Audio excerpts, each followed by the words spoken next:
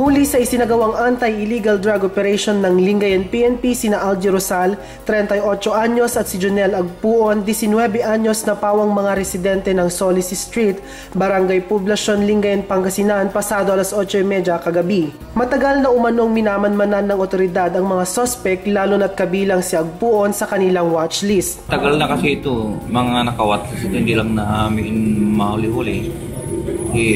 Iba sila ng lugar, tapos yung papanggap nila iba rin. Ayon sa pulisya, ang mga sospek ay nagsasagawa ng iligal na transaksyon sa isang tulay habang nagpapanggap na namimingwit.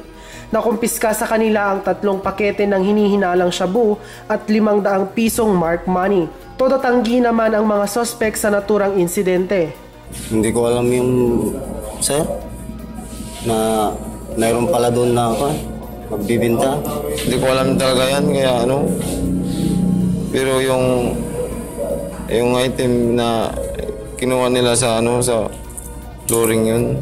Pabata ng pabata umano ang mga nasasangkot sa ipinagbabawal na droga.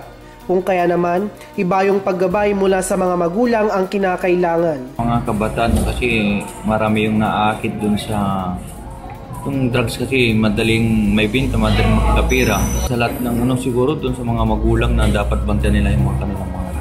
Romel Cabada, Pangasinan Watch.